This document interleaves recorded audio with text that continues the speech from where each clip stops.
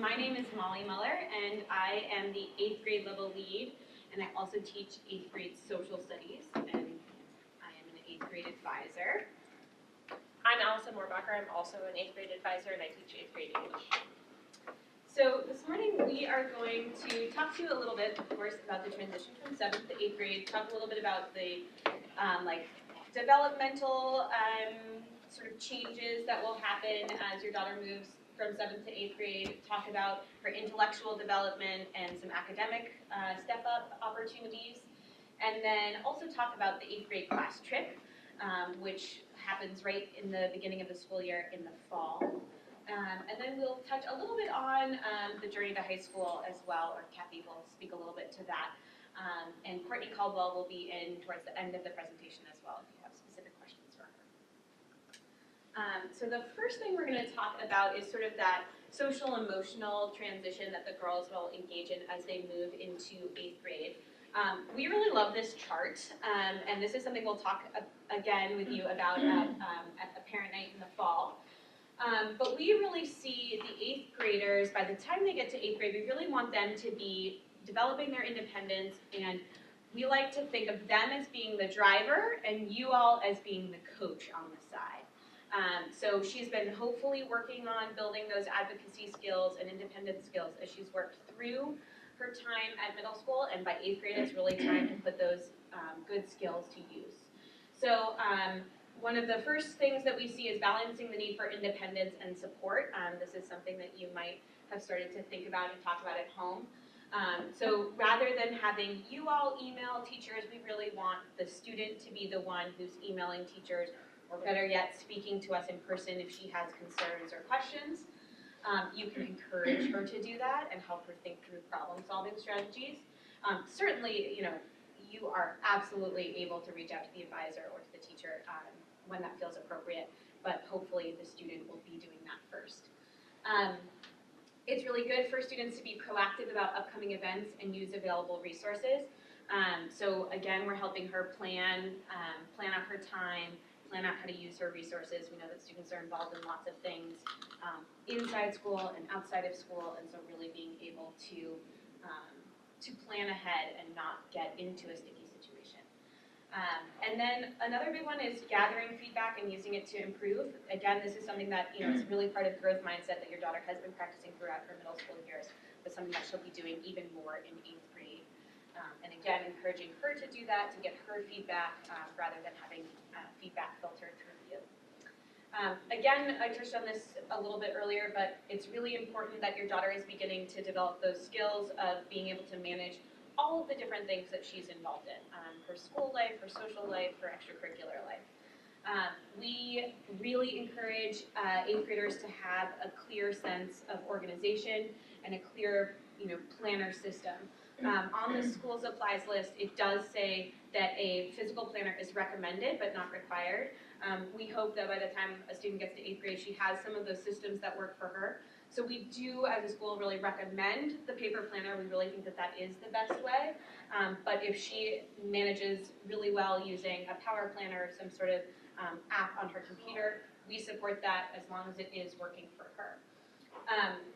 The other thing that we like to talk about is just realizing that we can't do all the things to the highest level at all moments if we're really involved in lots of things. So we want girls to start to understand that if they're making choices to prioritize, this thing that's really important to them outside of school, that is going to make it more challenging for them to be as successful in all the things that they do in school. So just really understanding that, as families and girls are making priorities, for themselves, that has, consequences. And we support students who are doing lots of things outside of school, and we work with students who are doing lots of things outside of school, but just understanding that that balance becomes more challenging as the academic rigor steps up. The other thing is that it's a really cool opportunity to be in 8th grade. There is so much exciting, looking forward to high school and really, the freedom and the transition that comes with that. But it's also super important, and we work really hard with the girls to help them understand that their 8th grade year is a really unique and special time to be in 8th grade. 8th grade at Forest Ridge means that you have so many opportunities for leadership, for new classes, for different thinking, to really shape the middle school. And so we work really hard with helping girls be excited about high school and preparing them for high school, but also really helping them celebrate where they are. And that can be a challenging thing for girls to hold both of those things, that they are excited about what comes next and that high school is this big and different thing. And at the same time, there's so much good stuff happening in 8th grade. So we try to help them, do both of those things, and it's great for you to also help them remember to stay present in the moment while also being excited about their next year. And right now they're sitting in 7th grade, so they've got still plenty of time. Are there questions about this chart or sort of what we're hoping for your daughter and for you in terms of the social emotional? I just have a quick question on the planner thing. Do the teachers kind of help push that, like, and now maybe you should be writing this in your planner? Because I'm just, Kenzie always has a planner, and I don't know if she has a clear understanding of how to use it or has the tools to do that. Yeah, I would say that is going to change over the course of the year. Okay. So certainly in the beginning of the year, we're going to be more sort of hands-on, reminding girls to get their planners out, reminding them that they have homework and these sorts of things. But we really hope that by the end of 8th grade, she's going to have a system that works for her, and that she's going to know, like, to check Veracross, to take out her planner without being told. Like, those are important skills that she should have, but certainly, we are going to coach the girls through that. But we're really moving towards that independence where she can do that by herself. Got it. Yeah. Because I know it's super important in 9th grade, and I'm hoping that we'll be there. Is that something that happens sort of in check-in and advisory, and how do they get the feedback on what's working and what's not working? Yeah, I think advisors. So parents will. I think it can be. I think it's a both and. I think, like during the beginning of the year, you probably want to be asking more questions of like, hey, like, let's look at your planner. Like, have you checked Veracross? Did you take your planner out and write that in during class? Or, are you just waiting till you get home? So I think those are perfectly appropriate things for you to be asking as a parent. More as like the questioning side of things. And we will be doing that certainly as an advisor as well. And the great thing about our team is that the three of us share an office. We have one other advisor, Kathy Travis, and the three of us share an office, and we also teach almost all the girls. So we're also going to know pretty soon if somebody is missing assignments frequently or things like that. And so we're able to be pretty on that. But we also want to give the girls the space to develop their systems and make some of those mistakes if they do. And develop those skills. But we will check in with them certainly and be aware if somebody's struggling with that. Can I add it? So Molly just kind of touched on this, that 8th grade is kind of the perfect time for some students sometimes to make the bigger mistake, because it does not have the same high stakes, real impact that it would have in high school. So some of these pieces that are up here, like avoid rescuing the student, or if a student makes a commitment and that means that the consequence is a lower grade, accepting that and realizing that the actual grade for 8th grade is that in various classes is not going to be something that is really seen by anybody else by the time after she gets to high school. Nobody really is going to pay attention to it, but it matters in the moment because it gives them the place to really practice and realize what happens when their systems don't work and they don't ask for help, or their systems do work and something comes up and it's new and they need to adjust. So it's that place where falling down it's kind of the best place to fall down. So we want to scaffold and give them the tools they need, but also let them fall if they need to, so that they know how to get back up next time when it happens. So I'm seeing a lot of I was really struggling with estimating how much time things are going to take, and her dad and I are struggling with how to not force a block of time upon her, because I think this is part of her learning process, but to be like, yeah, you thought you could study for your Spanish quiz for 15 minutes, it really took us an hour to if she wanted to quiz her, or even just alone. And I can't seem to get that point across very well, that our time we have to structure our time when we have so many activities, or even if we don't, we still have to be intentional with those choices. So is that something where in 8th grade, that is a good time to let them fail at that, reflect on it? Because I don't know if it's just her or it's developmental, but she seems to think she can accomplish a large amount in a short amount of time. I think that's a fairly common trend. Yeah. Kids are bad at estimating time, or like knowing what actually 20 minutes feels like. So I think that is pretty normal. There are a couple of things that we do on the teacher side of things. I usually tell students pretty explicitly how long I think an assignment should take them, and I tell them to write that down especially at the beginning of the year, and that if it takes them way longer than that they need to come talk to me because there's some disconnect there. Some of the other pieces with some other students sometimes is that the time grows when phones are out. So we ask them to with students where that's really becoming a struggle, we ask them to write their estimates. For my biases at least, I ask them, write your estimate in your planner before you do your homework, and then after you finish an assignment, write down how long it actually took you, and then we'll meet next week and look at it and see where those differences are. And it still takes some time. It is still sometimes have to live in the frustration a little bit. Two other things I can think of. One would be that I think it can be really helpful for parents to help, like what you're saying, of help set aside time for the student to use that and schedule their time. So that can be a really helpful thing that you can do and say this is our chunk to do homework. The other thing is that kind of like what Allison's talking about, I think we'll also, we plan to have Chris Golden, our learning specialist, come in the fall hopefully to do some planner work and to do some homework scheduling and some of those executive functioning skills that all the girls benefit from. So that's something that we plan to do as well. Sorry to interject, but I can't resist. I think it's really important, if we went back in time and looked at when your girls started to walk, we would be on a continuum, right?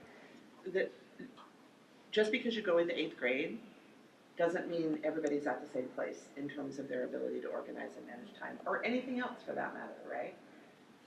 And so I also think it's important to recognize that the last part of our brains to fully come online is the cerebral cortex. It doesn't get fully myelinated until 22, 23, 24, sometimes older, especially in males. So they're halfway there, right? So they still are in their normal level of development. And so that's why that kind of support is so important. And to remember that just because you're in 8th grade doesn't mean you've got it all down.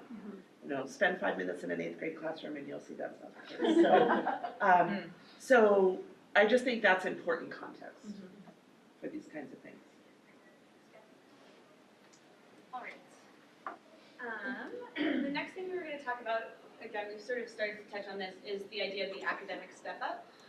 So one of the biggest differences, I think, from the transition from 7th to 8th grade is that we're really going to be asking them to do more abstract and complex thinking. And this is really exciting, right? This is the type of thinking that adults do that your girls are going to be starting to do, and it's cool, right? It's neat that they're going to be able to move from the black and white into more of the gray area. But that can be challenging for them, right? Kathy was talking about brain development, and this is, we're going to be asking to do something, ask them to do something that is going to be stretching where their development is, and they might hit that at different places where they're ready, their brains are ready to do that thinking, but they can start practicing those skills and start working on this type of thinking at the beginning of 8th grade, and it's going to be a journey throughout. So again, it can be challenging for them to do some of that more complex thinking, to really move into that gray area. They might get frustrated, but allowing them to start doing that thinking, allowing them to move through the frustration is going to be really important in helping them be able to do that more critical thinking. We also can guarantee or do our best to say that this is going to be developmentally appropriate for them. As Kathy said, the girls are going to be in different places. So for some girls, that black and white thinking might still be really present in the beginning of 8th grade, and for some girls, they might be more ready to be in the gray area. But we will bring them all there over the course of the year.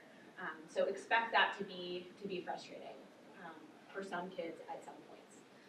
And just to know that just because something is hard, it doesn't mean it's too hard, which I think is kind of fair, but that sometimes eighth graders who have been doing really well with the black and white, knowing how to follow processes in all their classes, and everything's been great through 7th grade. They can hit a point in 8th grade where the reading might feel harder, or the math all of a sudden it's like, no, I wasn't taught well enough yet, or I don't know how to do this yet, and it's, no, you can do it. It just is actually harder thinking. So even, it's okay if it's not coming as naturally as it used to. In terms of homework load, I would say we don't really expect the students to see a big difference between 7th and 8th grade, but similarly to what we were just speaking about, we are going to see a step up in the depth and the type of thinking and work that they're doing in their homework. So we may be giving them a reading that might, be 2 pages, and they might look at it and think to themselves like, oh, I'll be done with that in 10 minutes. And while they could do it in 10 minutes, we're really intending it to take, the 20 minutes, because we're expecting them to really do that in a way that is more thorough and really is engaged and involves their thinking as they're moving through that homework. Okay. So again, it's not really about load, it's more about the depth of the thinking and the depth of the work that we're asking them to do that's going to be a step up rather than the amount or the quantity. To that point, the sort of the question parents can ask when someone does struggle, and that's less about process and more about the thinking. There's types of questions or guidance or coaching that we can help with that you can help arm us with, so that we. I think one of the big things that 8th graders can sometimes get frustrated with 8th grade teachers about, especially at the beginning, is that all of us tend to use an inquiry model in class where we ask questions back. And even if you haven't read the piece, starting with well, what did you think about it? Well, what was confusing about it? Well, what was the main idea? And you don't necessarily have to have read the homework too, or looked at the math problems, but those 3 questions can help them start to dig in.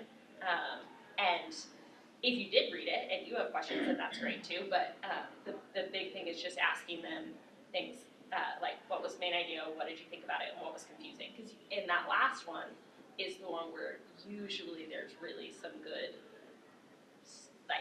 thinking that can happen. What was confusing either about the actual, what did you not understand about the text or the problem, or what was confusing about the content itself and why people did what they were doing that way.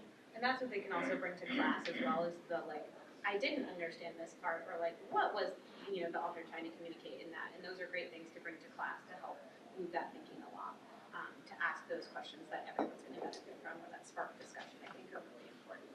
I think another one would be, I come back to this a lot, but if it's a project, have you looked at the rubric? Have you, read through that description? Were there any questions posted on Veracross? Were there any questions at the bottom of their reading or something like that? Sometimes they just need those little cues, or how does this connect to what you've been learning in class, or what do you think you're going to be doing with this tomorrow in class? Those types of things, the probing questions are really good ones. Okay, so the last one on here kind of gets to this, which is the personal accountability and academic integrity. Again, the personal accountability, we sort of talked about that on the last slide, and also here that we're really looking for the girls to come in with their questions and to be able to advocate for themselves. And to take responsibility for their learning, and to take responsibility for their organization and such. And the academic integrity piece is just something that we always like to remind people of, that is going to also step up, right, in terms of our expectations of them with how they're using their resources, how they're working with their peers, the types of sources that they're using, and the types of work that they're turning in. So we're really getting them ready for high school, where those, that academic integrity is really even higher as they're doing even more challenging work. And we talk about that in our classes in advisory as well. So these are not exactly academic step-ups necessarily, but just a couple of other things to note about next year with the 8th grade is that 8th graders are going to have really excellent leadership opportunities. 8th graders get to be the leaders during global days, which is a really important thing that girls really love. And we provide different leadership opportunities for them. They can, be global guides. They can help on the media crew if they're more sort of tech or video oriented. They can also lead a service activity as part of global days. They also get to, lead town hall, sort of be up in front of the middle school, and just generally shape the culture. And we do work in advisory on helping them think about, their class leadership, like what kind of tone do they want to set for the middle school, as well as finding individual leadership opportunities for the different girls. 8th grade also does service. It will look somewhat similar to how it's worked in 7th grade or in 6th grade. It will be part of the day, and so that's always a really important part to girls. They really enjoy that experience as well. Next year we are having a slightly adjusted schedule, so 2 important things to know about the new schedule, and more information is going to be communicated about this, is that classes are going to start at 8:15. High school classes currently start at 8:15, so the bus routes and such will not need to be adjusted and are set up to get girls here on time, in time for those classes that start at 8:15. But just so that you know, if you do drop your daughter off, making sure that she is here in time to get to her start time at 8:15. The new schedule is also going to be more aligned with the high school, which is going to be really great, in particular for the 8th grade, to have some opportunity to cross over with those older students and learn about the great opportunities that we have here in the high school, which kind of connects to the next thing. So, thank you all for coming today. So my job is to talk a little bit about the transition to high school, and I think I just really want to reiterate what Molly said earlier about it's tricky to keep 8th graders fully present in their 8th grade year, and it's so important. And 8th grade is always a time, as 7th grade parents, you might be glad to hear this, that 8th grade, there's something magic that happens in 8th grade where suddenly they realize that they've been this community and there's something precious to them about the community. Isn't that a fair thing? And so some of those, we had the 6th to 7th grade coffee yesterday, and that always scares parents a little bit. Like, what's ahead for me? But the roller coaster kind of smooths out a little bit in 8th grade, which is great. Not that the fun of adolescence is over when they graduate from 8th grade. Don't let me mislead you. But I do think the ways that you can help to keep your daughter present and anchored in what's happening in her current experience is going to help her be most fully engaged, both academically, socially, in terms of leadership opportunities in the school. And the most important thing is that she's gaining the skills that she's going to need to carry across campus to high school. So the level of abstract thinking, the having questions that don't just have one right answer, or having teachers that won't just tell you the answer, right? Those are all ways of helping students move to the next step. Yesterday, to jump way ahead, yesterday in the high school, the seniors, a group of seniors, presented their AIS projects, their Advanced Integrated Studies projects. This is a new thing at Forest Ridge. This was our first year of doing it. It's kind of like a senior capstone project. And they did, part of it was to do a presentation to the community. So faculty and students were present at their presentations, and listening to those girls and the work they had done was incredible.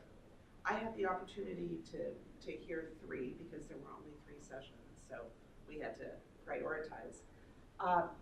But they were 100% diverse, 100% owned by the students, and 100% represented who that student was. And it was really, my favorite part of all of them was one of the things they had to do was reflect on the process and what they'd learned, not just about their topic, but about themselves. And just hearing them talk about the risks they had taken, the mistakes they had made. The first presentation I heard, the young woman had changed her topic because she realized in the middle of her research that what she was starting was not going to be a viable option for her. And she just spoke so openly about like how she figured that out and how she came to this topic that she ended up with, and she did a really interesting thing about the research on generalized anxiety disorder and the connection, the treatments there, and understanding more about it, and she created a website. So it was just fantastic to see. And I see the beginnings of that in the classrooms, in the middle school, even from 5th grade, really. The beginnings of the skills that let students own their own engagement, right? That they get a voice in what is happening at an appropriate level. Different voice in 5th grade than in 8th grade than in 12th grade. So, so I think that really staying engaged and figuring out, I think just developmentally, the other thing that's happening is that these girls are figuring out more about who they are, and they're pushing against all the things they know. They're gonna push hardest against you, right? Because you're the safe person, and that's their job, to figure out who they are separate from you. Even though they sound like they always wanna be separate from you, that's not really how they feel inside. So that pushing off against you, pushing off against their teachers, pushing off against the school, pushing off against all the things they know, trying to figure out like what part of me is here and what part of me is not. And so being patient with that process, it can really sting sometimes. Sarah Koenig was talking about the book Untangled yesterday, and her, Lisa D'Amour's image of the pool, like you're in the pool and you are the pool for your daughter, and she's swimming out there, swimming in the pool, but every now and again she has to come to the side and touch you and make sure that you're still there, that she knows where the boundaries are. But man, when she kicks off from the side of the pool, it hurts. So it's hard. It doesn't mean there's something wrong. Raising kids is hard. Being raised is hard. So it means that that's a great clue that you need to seek support from your adult community, not figure out, oh my gosh, what's going wrong for my child.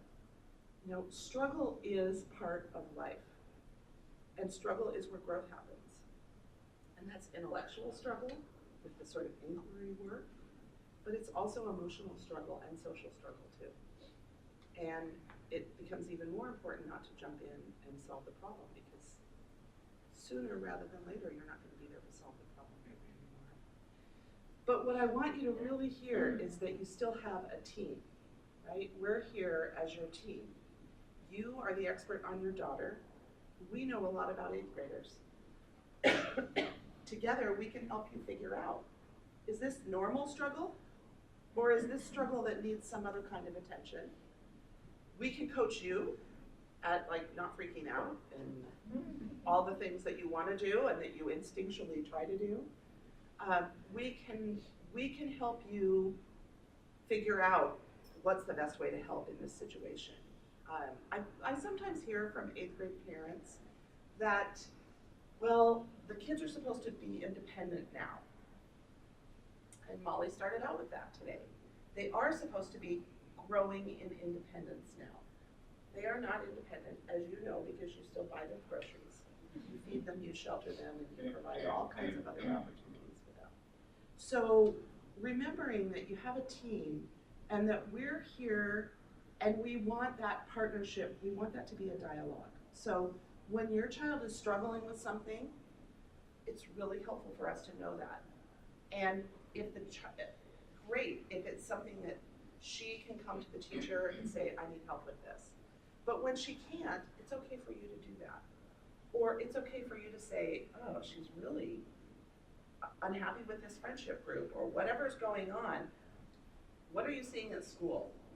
I worked with the principal for a long time, probably the best educator I've ever worked with, and one of his favorite sayings was, no matter how thin the pancake, there's always two sides. And I think that's a really important thing for all of us in schools to remember, that when your daughter comes home frustrated or upset with something, she's got her perception of what happened. Always good to ask the question, what are you saying? Or what happened from your perspective, as we will do as well. Like, is there something going on? Because we're concerned about what we're seeing here. So I really feel like the biggest gift that you give is to allow your daughter to fully engage in where she is and in the growth that she needs to do in this upcoming year. And at the same time, her high school is right out there and it looks really big. Luckily for us, it doesn't look as big as college, right? But there's gonna be a lot of questions. Your daughter's gonna have questions, you're gonna have questions. So we really feel like the benefit of moving our schedule to align with the high school is going to be great. It's gonna give our students, especially in 7th and 8th grade, more visibility about the high school. They're gonna have opportunities to be in the high school. We're hoping that there can be some opportunities for the high school students to have some leadership roles in the middle school, which will be great. And so we will also give you lots of opportunities to learn about our high school program. And so that'll start in the fall next year. And I really encourage you to take advantage of that. Some of those resources will be coming and talking with people. Some of them will be online resources or other ways of learning about the program. But I really encourage you to ask, think about what your questions are, think about what your, what information is going to be helpful for you as you continue in the journey from 8th to 9th grade as well. One of the things that we did that was pretty radical a couple of years ago is we stepped away from a standardized curriculum. So we moved away from being an IB school. Prior to that, we had been an AP school. I think Overlake is the only independent school in the Seattle area that still has a standardized curriculum. Some of them never had one. I heard Nikki Danos, our college counselor, say once in a meeting, who wants to be standardized? Is that our goal? I was like, oh, that's a really good way to think about that. We have been really excited about the curriculum that we're building. Our 9th graders next year are going to all have a course that is a religious studies and global issues course combined. 2 teachers, religious studies and social studies, and they've been working really hard this year to plan the curriculum, really helping our kids have more and more opportunities that are doing the kind of thinking and problem solving that they're going to do in the real world, not just in the box that we sometimes think of as school. So I just encourage you to ask your questions and use your team, use your resources. Are there questions that you have for me now? I just have a quick question. Yeah, This is kind of like going back a little bit. That's okay. But I know that you do the global days, which is great because it integrates all the middle school grades together. Yes. And in 9th grade, I know that they do like the Frosh week, or also like they connect them with the seniors. Yes. Is there any plans, or maybe you already do this, where they connect a 5th grader to an 8th grader? We do not do that, but we have done that in the past and we found that it had mixed success. Okay. But one of the things we're really excited about is, because one of our goals is building community 5th through 12th grade, next year we're going to launch a house system. Think Harry Potter, okay? So we're gonna launch a house system that's 5th through 12th grade. And everybody's gonna get sorted into their houses at the very beginning of the school year on the first day of school. And we will have opportunities as part of the schedule where we can all be together and have house activities, which I think will be a fantastic opportunity for leadership for the older girls and also just for community building, which is the main goal. The other thing I would add is that in advisory, we have often done some combined advisory activities with the 5th grade. So like we often in the winter get together and make snowflakes with them. Sometimes we've done like a paper airplane competition and things like that. So we will occasionally pair with the 5th grade to do sort of just a collaborative activity so that they do get to know each other. I know that my daughter had a good connection with an older girl, and she still has that. Yes. And it's just been invaluable to her. Yes. It's been really nice. That's great. And we want that connection across the grades, not just fifth and eighth, or, you know, eighth and 12th, or whatever. We want it to be across. Any other questions? Evan? Anything else?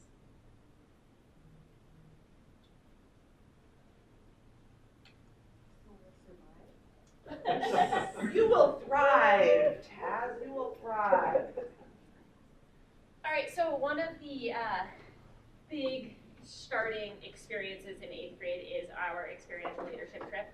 And I love this trip for a lot of reasons, and one of them actually connects a fair bit to some things Kathy was just saying. And it's one of the things that I find most admirable about parents. I am not a parent, but I am a daughter, and I work with daughters of parents on a daily basis. And one of the things that I think is so cool, and I know, again, I noticed it first personally, and then I get to see it happen with so many students, is that parents do this magic thing of letting their children grow outside of the parents' limits, right? My mom, terrified of little birds, and I don't really know why. She doesn't really know why. She thinks it's an irrational fear. When I was younger, if a bird got into the house, which happens sometimes, we kind of lived in the woods, she would back away and she'd make my sister and I deal with it. When I was little, I was like, fine, you're the mom, you deal with it. And eventually I learned it was because she knew fearing little birds was an irrational fear, and she didn't want me to inherit that same fear. She also didn't want to deal with the bird. So I don't have that same fear, right? I didn't have to inherit her limitations. They did the same thing for me by the opportunities they gave me for school, for extracurriculars, for traveling and studying abroad when I was older. And I'm so lucky that I am not just within the things that were familiar to them. And my life is better for it. And I see that all the time with the students who come through. Kids who get to do drama for the first time, kids who get to go on a service at the IRC thing for the first time, things that their parents never would have had the opportunity to do, and they get to do that. And this trip is one of those same things. It's new and different for a lot of our students, totally familiar for some of them too. They get really excited. And it gives them this place to really learn more about their own strength and their own selves. This is one of my favorite quotes from one of my favorite authors. It feels good to say I know the Sierra, or I know Point Reyes, or I know Mazama, which is where we're going. But of course you don't. What you know better is yourself, and Point Reyes, or the Sierra, and Mazama have helped. So this is why we go. We go to Mazama, Washington, in the North Cascades, which is where the outward bound Northwest campus is. They're actually international, but really focused currently in the United States, leader in outdoor and adventure education. And this is a beautiful campus in a beautiful part of our state that looks pretty different from where we get to see every day. It's a long drive, so break it up. And these are things this is why we go. This is in your packet too, and we've talked about this. Okay. It is a community expectation. It is one of the biggest pieces for the 8th grade class to come together and form that community at the beginning of the year. When some of our students were talking to the 7th graders the other day, they couldn't stop talking about how the trip is where all their jokes for 8th grade come from. Like, still now, when they have funny lines that they say or goofy things that they do, it came from the trip. So it's a community expectation, and participation is a place where they get to really connect with each other and with the group that they will be all year long. I would also say that it really helps to frame their year in terms of their leadership and their place within the community. And so it really is a transformative experience for these girls. They come out of 7th grade, they may have some friendships that they feel really good about, and they may have some classmates that they don't know as well. Maybe they really want to challenge themselves to be a leader in this way or that way. And the 8th grade trip is intentionally at the beginning of the year because it really helps them step into that right in September. And it really is amazing to see what they can accomplish in 1 week. We also know that it gives them a chance to understand how they connect with the other people in their classes, with their teachers. We joke about the fact that we learn more in the 1 week now that we go on this trip as their teachers about our students than we used to be able to learn in the first semester. Because we get to challenge, they get to challenge us, we get to challenge them, and we get to understand our interdependence on each other and on the world around us. It's a beautiful place, and discovering that sense of awe for what is around us really gets to ground us in joy and awe, which is a wonderful place to be grounded. They get to see themselves as leaders and compassionate towards the people that they're there with who might be pushing themselves. They build their community based on trust, empathy, patience, and respect. They have to make choices and then are accountable for those choices. We make sure, and the leaders make sure that they make safe choices, but they are accountable for how long they want to keep hiking, the speed with which they want to hike. You know, the food that how much they want to put into the effort that they might be doing when they're cooking. There are real consequences, good consequences usually, for the choices that they make. And then this is the coolest one.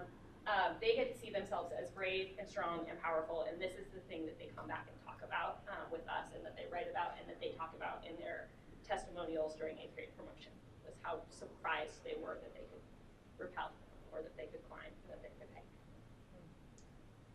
So one of the things that we're going to do on Outward Bound is that we are going to push them within their comfort zones, maybe to the edge of their comfort zone, maybe push them a little bit past their comfort zone.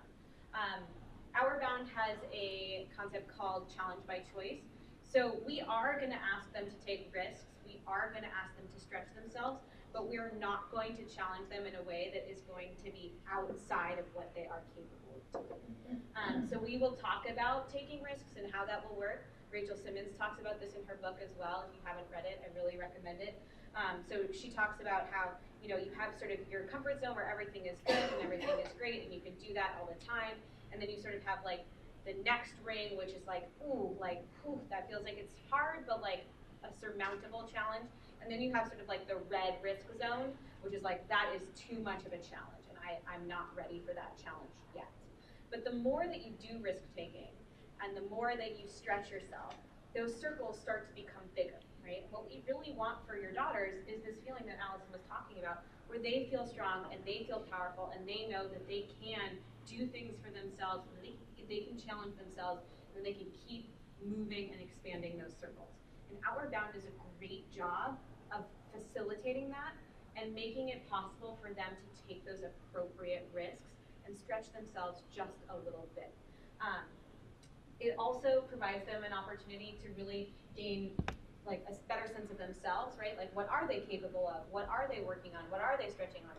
How do they work in a group, right? How do they work in an unfamiliar situation? And we're going to provide opportunities for them to persist a little bit, right? And to persevere through some things that are going to be challenging. Again, intentionally challenging. They're going to do things that are hard, but we help them with that. They also, again, are going to be split up into groups. So they call them patrols in Outward Bound, and they will be spending the week with those groups, but they're not like in isolation with those groups. But they're going to be doing a lot of teamwork, and they're going to have to work on communication and compassion. They're going to have to communicate their needs to their group. They're going to have to listen when others are communicating their needs. Before we do the climbing and rappelling, that's why we've had this picture up there, they always ask the girls, like, what kind of support do you want when you're climbing, right? Do you want people to be cheering you on? Do you want people to be silent? Like, what do you need to be successful? And they need to have compassion for their peers who are going through this challenging experience. How can they support each other? And I hope that you're seeing that these are also skills that we want them to bring back and practice within our community at Forest Ridge, right? So all of these things, risk-taking, compassion, etc., these are really important things for them to do during 8th grade as well. And this trip is a vehicle for them to do that. We've touched on this one, but patience for themselves and for others. And this, again, when they're hiking and they can set the pace as a group. This happens in other places besides the hiking, but if there's somebody at the front who just wants to power through and get to the end, and there's somebody at the back who either needs to walk slower or wants to walk slower to take in the view, they have to practice patience with each other. They also, as some of them get ready to rappel and are nervous, they have to practice patience for themselves. The Outward Bound instructors are amazing at letting the students kind of work through I don't want to do it, I do want to do it, I do want to do it, but I'm scared. Okay, now I'm ready to do it. And they don't rush that process, they don't force that process, but they let the students really be there in those moments and be patient with themselves. And this one in particular, we see becoming really important in the classroom when we get into those places that we talked about earlier, where the work might feel extra hard, or they've been really good at math all the way through and all of a sudden they're in 8th grade and math is harder. Being able to come back to the patients for themselves has been a really important step for a lot of our 8th And if graders. you haven't been reading these quotes, these are quotes that we collected from the girls after their experience, and that's something that we do every year. And it really is pretty profound to read and hear the things that they say about this experience. And it really does impact them, and they really do carry it through during the year. They also have to do a little bit of conflict resolution. This one's a little funny because it's a little more artificial. They are doing conflict resolution in the form of initiatives and leadership activities. Sometimes there's a little bit of like, you're taking up too much space in the tent, right? Some basic stuff that we work with them on. But as in school, the conflict resolution, it's an important skill for them to learn how to set boundaries and communicate. We're also there so that the conflict is not the thing that becomes the focus of the trip. I have a question. Do we need to buy like small things? No, you don't need to buy tents. We'll talk about here, but a lot of it is provided. A lot of the big stuff is provided. Okay, so all of this information is going to be emailed out to you relatively soon with all the details. There's going to be a big email with lots of information, so make sure you keep an eye out for it. But just some sort of basic introductory things about this trip. The cost is $900 and there is financial aid available for families. It's going to be taking place from Monday, September 23rd to Friday, September 27th. So please do mark your calendars and make sure that your daughter is going to be available for that full week, because she will be in Mazama for the whole time. And then, again, there's going to be a really important email with lots of forms that need to be signed that's going to be emailed out. It will be due in July, because Outward Bound needs the paperwork well in advance so that they can prepare for us to be there. So just know that if you have travel plans this summer, make sure you're looking out for that email and make sure that you're getting it back to us. We've already touched on this a little bit, but in terms of the activities that the girls will be doing on this trip, there's going to be one day of rappelling and climbing, which is pretty neat. And usually the girls have a chance to do a little bit of that in PE before we go out there. There's also going to be one day of service and leadership activities that the girls engage in. And then there's one day of hiking in the North Cascades. So again, these are things that, many of them they may have experienced in some form before, but this is going to be a different experience as well. They will be, as I mentioned, put into small groups, and they will be in those groups for the course of the week.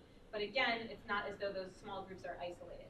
So we do have time in the evening where the whole grade gets together. They usually play games, do talent shows, do ridiculous skits, etc. And there is some free time. So this is not, this is a fun trip. It is meant to be fun and playful. Actually, one of my favorite things about this trip is that the girls do play. Like, they go on the swings and they, act like they're in 1st grade in the most wonderful way. They are really joyful when they are there. They are going to be sleeping under the stars in tents. These tents are provided by Outward Bound, and we'll get to the packing list in a minute. So this is a camping trip. They're not going to be in cabins like they've been on other class trips. And they really do have fun. Like I mentioned, they are joyful. They are just out there spending time with each other, challenging themselves, and they feel really proud about what they do. And they feel really happy about getting the opportunity to be in community with each other for a full week. It is a pretty cool experience for them. And I would say sometimes, and I know that this has happened with past groups, that sometimes the 7th graders or the younger grades hear the way that the 8th graders come back and they process their fun, and they think it's pure complaining. They're like, oh man, we had to wash our dish in a cold bucket of water. And the younger grades haven't done that. They don't realize that that also involved a lot of laughter and kind of splashing and singing and dancing, and that the students are saying those moments not because it was like, this was the worst ever. It's because they were proud of what they did, and a lot of times those were the moments that had a lot of fun and joy. I washed my dish in cold water and I could do it! Yeah. But the people who haven't been there didn't see or hear the joy, and they think that's just a complaint. They don't know that that's actually solidifying a really good memory. So helping, if you have a 7th grader who's heard those things, helping them know to ask the questions like, oh, what was your favorite part? Because a lot of times they'll be like, washing the dish in the cold water. And again, we will be sending out more information, but if you or your daughter have questions or concerns or things that, like, if you're just one of those, people who really needs more information, don't hesitate to reach out to us. We are really happy to make sure that people feel good about this trip and have the information that they need to be successful on it. The last thing I wanted to touch on around the trip is just a little bit about the packing list, because this is something we often get a lot of questions around. So again, you're going to get a more detailed list, but just some basic things to get you started. Outward Bound provides a lot of the expensive gear that you may not have as a family for you. So they will give every girl a sleeping bag, a sleeping pad, and a day pack. And those, I would really recommend that your daughter uses all of those items, because they're going to give her a comfortable sleeping pad and a warm sleeping bag that's going to keep her dry and cozy at night. And, sorry, maybe you were about to say this, sometimes the girls worry about that because they're like, ooh, somebody else's sleeping bag. And we've been with them when they've cleaned them. They clean their gear way better than any of us ever clean our gear, I promise. Like, I have watched my kids eat. The big thing about the packing list I think is important for you to know now is that the clothing items that we are going to ask your daughter to bring have to be non-cotton. And the reason for that is that is going to keep her warm and dry if there's rain. And no, we cannot control the weather. So it's really important that anything that you bring for this trip is non-cotton. So no t-shirts, no jeans, things like that. These items are going to be things that are going to keep her warm, right? I always tell girls, like, if you're, like, I'm a person who often runs very cold. So, like, I'm going to opt for the warmer jacket rather than the cooler jacket, right? So those are things that you might have to help her with, or you might have to work on as a family. But also, we're not going to the Arctic. Like, we're going to be okay. So the items do not have to be new or expensive. You do not need to look at this packing list and think to yourself, okay, I need to go to REI and hand this to the REI employee and come back with all new items. That's not how this has to work, okay? You probably have a lot of these items in your home. You probably know someone that you could borrow them from. And Forest Ridge has all of these items that we can lend out to students. And like Outward Bound, we clean the items, we know that they work. So we are really, really happy to do that. The items don't have to be pretty. If you have something that, if you have a warm coat that you used for skiing 10 years ago and it kind of fits your daughter, that's fine. That's great. So it doesn't have to be new, it doesn't have to be pretty, and we want to get her the things that she's going to need to be comfortable. But it doesn't have to be specifically designed for being, like, camping. A lot of times if your daughter plays soccer or lacrosse or anything that she does outside, a lot of those things overlap with what we're looking for. It just, the style might be different. As long as it's not cotton, it's probably good to go. Again, you can borrow items from Forest Ridge. In the beginning of the year, we ask the girls to bring all of their items in, and we do a full pack check with them. Outward Bound also does a full pack check with them, because again, we just want to really make sure that everybody has the things that they need to be comfortable on this trip. And so we do take that pretty seriously. And if you have questions, you can, again, certainly reach out to us. Are there any questions about the class trip? What time in the afternoon do they come back? Good question. It sort of varies a little bit, but we're usually back in time for the buses. So, around 3 o'clock, and the girls can get on the bus, or you can come pick them up. What's the elevation? That's a good question. I don't know Museum's elevation. I don't think it's particularly high. No, because we We come back go down into the South valleys. Cascades. Yeah. But I don't know the elevation of the hikes either. Yeah. To be honest. It might. I'm not going to check. Is it usually the second week that you go, or? So it has varied. I think that will be the third week of school. Yeah. Yeah. Yeah. I think this past year we went the second week of school. So Just wanted to ask about the food situation. Oh. Yeah, thanks for asking. So the food is good. They do a nice job. They know that they're catering to kids, right? And we're not like backcountry camping. Like they are going to be cooking on camp stoves. So this is not a luxury kitchen situation, but also like there's a refrigerator. Like we have access to amenities. So they do things like they're gonna have like spaghetti and sauce one night. They're like in the past we've had like a pad thai, peanut noodle kind of thing depending on allergies. We've also done like a shepherd's pie, Burrito bowls. burritos. Happened. Lunches are a little bit more simple because they're out and about, so they do things like bagels and cream cheese, and they'll have like cream cheese and jam and peanut butter. They have a lot of snacks, goldfish and such. Breakfast is granola and yogurt. Sometimes they make pancakes. Sometimes they make eggs. They keep it pretty simple. They know that they're dealing with kids, and they make sure that they get enough food so that they are able to do the activities. So they eat outside. Yep. And the students usually get a chance to help cook, so they'll bring in a few from different groups for the various meals and teach them how to cook. Sounds simple. Are they allowed to bring snacks from home or? No. Yeah, we ask them not to bring snacks from home. And Outward Bound provides enough food for them. And again, they have like, this is their base camp. Like this is a campus. We are camping there, but it's a fully staffed, facility. So like and they've done this in the past, and they've been like, wow, these girls eat a lot. Like they need more granola bars. They go get more granola bars. So she is going to be, well done. Now that being said, it is important on this trip, and we talk to the girls a lot about this. If they're hungry, they need to say something, right? Like, I don't know how to know if someone's hungry, right?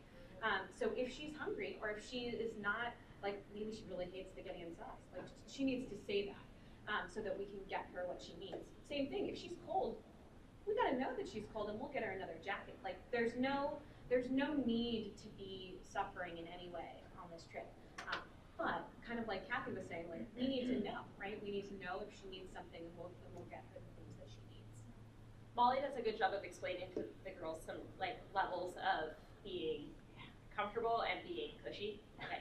She talks about how she loves to be wrapped up in a like big down blanket with a cup of hot chocolate in her bed on the weekend sometimes, and that's cushy. And a lot of us like that. We're never going to be that comfortable with anything, but we can also still be comfortable. Like if something gets wet or somebody's hungry or somebody's cold, those are all fixable problems. So what are the facilities that are available, like showers, right, I'm assuming bathrooms with flush toilets? So No? there will not be showers. Yeah, Oh, there will not be showers. And we talked to the girls. We've already talked to them about it, and we talk. Allison and I spend a lot of time in the outdoors, and we spend a lot of time helping the girls with tips and tricks of things to make sure that they are comfortable on this trip. So we will talk to them about little tips and tricks that we use about how to make sure that their hair is out of their face and doesn't feel as gross as they might think that it will, and that in fact, like not showering for because it's good for your hair, and things like that. So no, they will not have access to showers. They will have access to bathrooms, and to your point, they are going to be spending the majority of their time outside.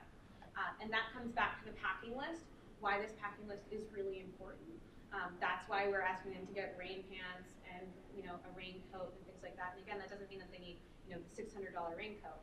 It just means that they do need to have these items because those are going to be the items that are going to keep them comfortable if it gets a little bit cold, or keep them comfortable if it gets a little bit wet. But she will have access to facilities, and at the trailheads where they go hiking and things like that, there are bathrooms. So they really do. They care for us. They know that we're a group that this is new for. And I would say on the packing list, there are some tips for things that might make specifically for girls that if they're worried about being out the woods. There's some things written in the packing list that they can get early on, or even this spring if there are certain concerns. Again, like Molly said, we spend a lot of time outdoors, and I have lots of things that I've done over the course of my life to help myself be more comfortable outdoors.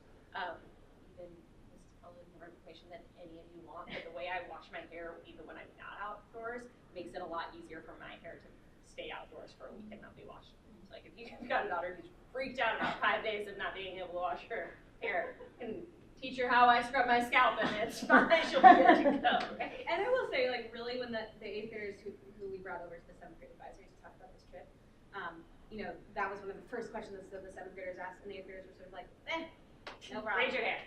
Yeah. So that really doesn't. It can often be a concern going into the trip and does not pan out as a reality.